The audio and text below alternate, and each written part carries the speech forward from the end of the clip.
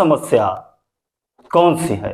आप किसे मानते हैं जो बहुत ही जरूरी है, जिस पर हमारे देश को सबसे पहले उस पर पहल करना चाहिए? हाँ, तो इसमें जो है मैं एक दो बातें रखना चाहता हूँ। इस देश की मूल जो समस्या है वो पिछड़े तबके से जो समाज उभरना चाहिए था और शासन की जो व्यवस्था होनी चाहिए थी वो व्यवस्था न होने के कारण है। इस समस्या का समाधान जो कि संविधान में वर्णित है, जो संविधान का प्रियम्बल है और देश का, उसमें हम भारत के लोग, we the people of India से शुरू करता है और सभी देश के नागरिकों में सबसे पहले तो लोकतांत्रिक, समाजवादी, धर्मनिरपेक्ष, क्योंकि आज धर्मनिरपेक्ष को चेंज करके पंथ निरपेक्ष कर दिया है, उन सभी नागरिकों को जो अधिकार दे रहा है उसका बेस क्या है? संविधान की मूल भावना जो है समता, स्वतंत्रता, समानता एवं बंधुत्व, भाईचारा। आज की समस्या जो है इस संवैधानिक दृष्टिकोण के आधार पर जो मुहिम चलाई जानी चाहिए थी वो आज दिखाई नहीं दे रही। एक मिनट, मैं आपको रोकना चाहता हूं। मैं देश की मुख्य समस्या आपसे बोले थे, आप तो संविधान, लोकतंत्र, पंथ निरपेक्ष, समाजवाद पर ले गए। जैसे आज हम अपने दिनचर्या में, अपने समाज में देखते हैं कि सबसे पहले ऐसे कौन से लोग हैं, या हमारे आम आवाम को सबसे पहले ऐसा कौन सी चीज मिलना चाहिए? जैसे हम ये मानते हैं कि आज भ्रष्टाचार हो गया, घूसखोरी हो गया। आप जैसे देख रहे हैं कि पूरे देश में आज किसी भी स्टेट में चले जाइए, किसी भी विभाग में चले जाइए, बिना पैसा दिए कोई काम नहीं होता है। तो आज मुख्य आवश्यकता हमारा ये है कि सबसे पहले घूसखोरी को हम समाप्त करें, भ्रष्टाचार को हम मिटाएं। भ्रष्टाचार वैसे आम जो शब्द है, भ्रष्टाचार से देश की क्षति होती है, लेकिन घूसखोरी जो है, घूसखोरी से आम पब्लिक प्रभावित है। आज एक छोटा काम कराने के लिए पब्लिक अगर सरकारी विभाग में जाएगा तो बिना पैसा दिए उसका कोई काम नहीं होता है। तो हमारा कहना यह है कि आपकी पार्टी, आप जैसे आप पीपीआईडी से हैं, तो आपकी पार्टी की सरकार आती है तो आप ऐसे जघन्य अपराध जो हमारे देश में दिनों दिन बढ़ते चले जा रहे हैं और आज दावानल की तरह स्थिति में आ गए हैं, तो हम घूसखोरी पर रोक कैसे लगाएंगे? घूसखोरी पर पहले बताइए आप। हाँ, ये आपका सवाल बहुत सही है, लेकिन हमने जो चर्चा किया था संवैधानिक बात पे, तो संविधान की दिशा में काम कम हो रहा है, वो हम सबको न्याय नहीं दे पा रहे हैं। और ये इसका हम यदि कारण ढूंढते हैं तो हमें सारे जगह पर ये दिखाई देता है कि ये मनुवाद के कारण ऐसा आया है। ये ब्राह्मणवाद जो है, ये जो है घूसखोरी, भ्रष्टाचार का कारण बना हुआ है। इसे समाप्त करने के लिए हमें, संविधान में तो बहुत सारी धाराएं हैं इसको समाप्त करने के लिए बनी हुई हैं, लेकिन वो नाकाफी हैं। इसलिए हमें नए सिरे से उस पर फिर से विचार करना पड़ेगा और उन समस्याओं के समाधान के लिए कड़े कानून का निर्माण करना पड़ेगा। लेकिन कड़े कानूनों का निर्माण करके हम इन मनुवादियों के हाथ में देंगे तो उसका मतलब वो पालन नहीं होगा। जब पालन नहीं होगा तो ये भ्रष्टाचार कैसे दूर होगा? ये संभव नहीं दिख रहा है, क्योंकि ये मनुवादियों की सरकार भी है। मनुवादियों के मस्तिष्क को लेकर के इसमें जो कर्मचारी हैं वो कर्मचारी वर्ग भी है। उसे हम कहना चाहिए कि ये चारों पिलर हैं, जो चारों स्तंभ हैं लोकतंत्र के, लोकशाही के, ये चारों पिलरों पर जो है मनुवाद का आज की तारीख में हम देख रहे हैं कि कब्जा हो चुका है, और ये उसको समाप्त करने के बजाय उसे बढ़ा रहे हैं। तो अब ये इन सरकारों के द्वारा ये संभव हमको नहीं दिखाई पड़ता है। ये कोई नई सरकार यदि आती है, वो इन्हें समाप्त करने की बात यदि करके सरकार बनाती है, क्योंकि हम देख रहे हैं कि संविधान की शपथ लेकर के विधानसभा में हमारे विधायक जाते हैं और लोकसभा में हमारे सांसद लोग जाते हैं, और वो देश की जो है सर्वोच्च सदन कहलाता है, सबसे बड़ा मंदिर है, और उसको जो है देखने के लिए, उसके हिसाब से चलने के लिए जुडिशरी है, न्यायपालिका है। लेकिन हम देख रहे हैं कि चारों दिशाओं में उनका जो है बोलबाला है, और वो जो है एक दूसरे के पूरक बने हुए हैं, माने चारों एक दूसरे के एजेंट बने हुए हैं। हम यहाँ पर इसे पूर्ण रूप से समाप्त करने की जो बात हम सोचते हैं, ये इन मनुवादियों की सरकार के रहते ये संभव ही नहीं है। वो खुली छूट दे रहे हैं। आज ही जो है हम आज भी देख रहे हैं कि भाईचारा इस देश में समाप्त हो रहा है, तो ये कैसे खत्म होगा? कुछ लोग जो है हल्ला बोल कर रहे हैं, मुसलमानों को टारगेट कर रहे हैं। अब वो लोकशाही में वो सबका प्रतिनिधित्व होना चाहिए। अब एक वर्ग को टारगेट करके कुछ लोग काम कर रहे हैं और सरकार मौन है, उसके खिलाफ कार्रवाई नहीं कर रही है। कैसे संभव हो सकता है? इन सरकारों के माध्यम से हमें ये संभावना नहीं दिखती है कि हम इसे समाप्त इनके माध्यम से करा पाएंगे। लेकिन मेरा कहना यह है कि आपने भ्रष्टाचार, रिश्वतखोरी के खिलाफ मुख्य रूप से मूल क्या बोलते हैं उसको, क्या बोल रहे हैं वो, कौन सा पंथ बता रहे हैं कि वो आड़े आ रहा है? मनुवाद। तो मनुवाद इसमें कहाँ आड़े आ रहा है भैया? आज तो हमारे देश में जितने भी डेमोक्रेसी में अफसर हैं या कर्मचारी हैं, उसमें से अधिकांशतः हमारे एसटी, एससी, ओबीसी के भी हैं। जो अधिकारी घूस ले रहा है, जो अधिकारी घूस मांग रहा है, वो एसटी, एससी, ओबीसी का ही मांग रहा है। तो उसमें मनुवाद कहाँ से आड़े आ रहा है? हम घूसखोरी को रोक लगाने के लिए बात कर रहे हैं। अब घूसखोरी रोकने के लिए सरकार ने ऑलरेडी कई सारे कानून बनाए हैं, कानून भी बना है।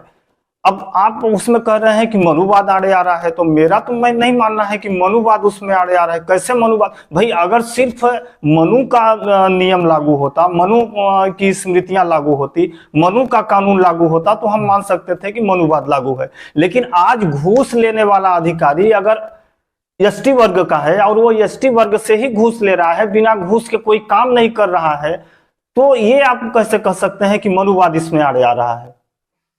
देखिए, इसमें ऐसा है कि मनुवाद जो है वो हावी है। बड़े अधिकारी जो है यदि घूस लेते हैं, और मान लीजिए कि वो सिर्फ मनुवादी है, उच्च वर्ग के लोग हैं, यदि उनका कुछ नहीं होता है तो हमारे अधिकारी जो है सोचते कि हम भी जो है इसे उल्टी गंगा में नहा धो लें, तो वह भी जो है ये गलत काम करता है। उसको जो है मनुवाद से मुक्ति कहाँ है? वह मनुवाद से मुक्त थोड़ी है कि वो समाज का हित करे। और यदि करते हैं, बहुत से लोग कर रहे हैं, ऐसी बात नहीं है, लेकिन ऐसा एक आध दो उदाहरण तो हम उच्च वर्ग के लोगों के बीच में भी देख रहे हैं। लेकिन अधिकतम लोग जो है उसी से प्रभावित हैं, और उसको देखा देखी जो है ये हमारे एससी या एसटी या ओबीसी के लोग भी जो है ये काम कर रहे हैं। ये उनका ही प्रभाव है, उसी की वजह से ऐसा हो रहा है। देखिए, मेरा मानना है कि जो सबल वर्ग है, जो दबंग वर्ग है, जो सामंतशाही बल है, या कि मतलब ये मान लीजिए कि वो बलशाली है या समृद्धशाली है, जैसे कुछ वर्ग हैं, तो उन वर्गों का काम तो मात्र चंद्र फोन से या कि बोल दिए कि भैया हमारा ये काम करना है, तो उनके यहाँ तो आपके ही अधिकारी कर्मचारी उनका काम करके उनके दरवाजे पर पहुंचाने जाते हैं। जो सबल वर्ग है, इसमें मार तो हमारा गरीब वर्ग खा रहा है। घूस किसको देना पड़ रहा है? जो गरीब है, जो अनपढ़ है, जो असहाय है, उसको घूस देना पड़ रहा है। आप कह रहे हैं कि मनुवाद इसमें आ गया। मनुवाद में तो जो है उनको तो घूस देना नहीं पड़ रहा है। घूस तो आज हमारा जो छोटे तबका का लोग है, जो एसटी एससी ओबीसी है, जो दबा कुचला है, जो शोषित है, जो वंचित है, घूस तो वही दे रहा है। तो जब घूस वो दे रहा है,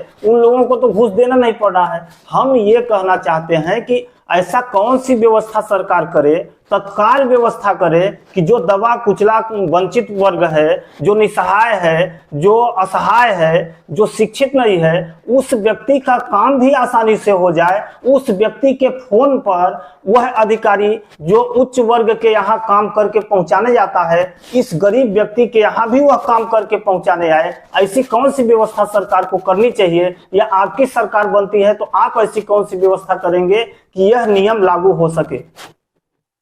देखिए, नियम लागू होने का जहाँ सवाल है, तो मैं तो देख रहा हूँ कि नियम लागू हैं, बने हुए हैं, कानून बने हुए हैं और नियम लागू भी हो रहे हैं। लेकिन हम अध्ययन कर रहे हैं, देख रहे हैं, हमें दिखाई दे रहा है कि हमारे वर्ग के लोगों के ऊपर ज़्यादा से ज़्यादा पकड़ाधड़ी का काम होता है। ये विभिन्न संस्थाएं जो हैं ये काम करती हैं, लेकिन इसमें हम देखते हैं कि एससी एसटी ओबीसी वर्ग के लोग जो हैं वो ज़्यादातर पकड़े जाते हैं, और उसमें उच्च वर्ग के लोगों को कम पकड़ा जाता है। हालांकि वो भी पकड़े जा रहे हैं, लेकिन गिने चुने दिखाई, 100 में 1% और अपने बीच में 100 में 50%। ये है इसका आलम। हम इसे कैसे मान सकते हैं कि ये जनरल बात है? जनरल बात नहीं है, यह मनुवाद की छाया है। और मनुवाद का छाया जो है समाप्त करने के लिए जो संविधान के प्रति जो भावना है वो लोगों के अंदर समाहित हो। हालांकि हमारे विधायक और सांसद जो भी जा रहे हैं वो संविधान की बात जानते नहीं है। आप पूछिए क्या संविधान है तुम्हारे पास, तो हो सकता है कि किसी एक के पास हो, नहीं तो किसी के पास संविधान है ही नहीं है। हाँ, मान लीजिए यदि है भी तो वो उसको क्या पढ़े हैं, यदि आप सवाल पूछते हैं तो वो बोलेंगे कि हम तो भाई पढ़े नहीं है। फिर संविधान का क्या अर्थ रह गया? भाई साहब, अभी माननीय महामहिम राष्ट्रपति जी के द्वारा एक बहुत ही कड़ा संदेश देश के लोगों को, वर्तमान सरकार को दिया गया। माननीय महामहिम राष्ट्रपति जी के द्वारा बोला गया कि भैया जेलों का निर्माण करना विकास मानते हैं, जेलों का निर्माण करना आप विकास मानते हैं, एक चीज। और दूसरी चीज, जेल में जो बंद हैं वो लोग कौन हैं, उन लोगों की आर्थिक स्थिति क्या है।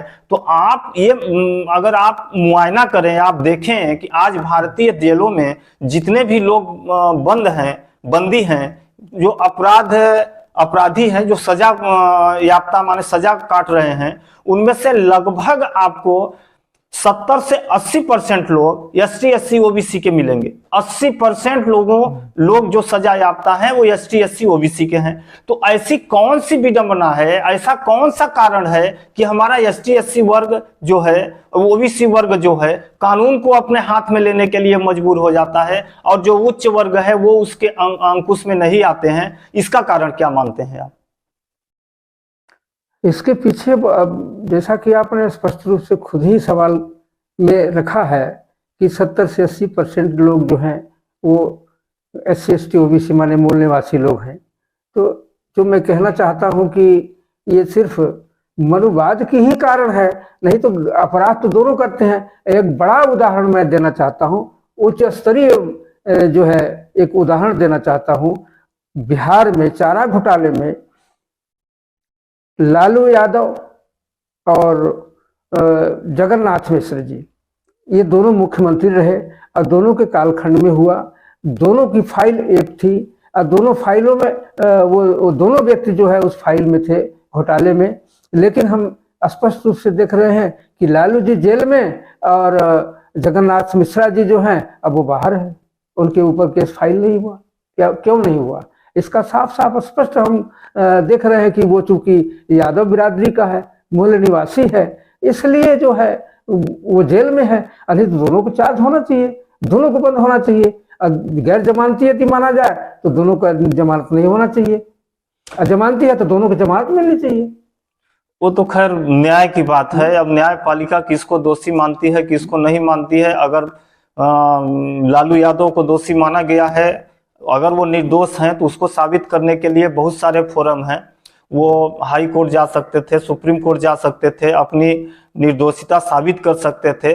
वो तो खैर अब साबित नहीं कर पाए। अगर वो जगन्नाथ मिश्रा जी अपना साबित कर लिए तो इसको हम ऐसा नहीं मान सकते कि हमारी न्याय प्रणाली ही पूरी तरह से मनुवाद के आगोश में है। लेकिन मेरा मूल जो आज का प्रश्न है, आज के परिचर्चा का जो मूल बिंदु है कि रिश्वतखोरी। तो रिश्वतखोरी को रोकने के लिए आपकी सरकार आती है तो आप ऐसा कौन सा नियम लागू कर देंगे कि रिश्वतखोरी बिल्कुल बंद हो जाएगी? क्या कोई ब्रह्मास्त्र आपके पास है? क्या आप कोई एजेंडा लेके चल रहे हैं कि हमारी सरकार आती है तो हम इसके तहत हम रिश्वतखोरी को पूर्णतः स्थगित कर देंगे, पूर्णतः खत्म कर देंगे? हाँ, ये बात तो है, ये जरूर क्रिटिकल दिखाई दे रहा है।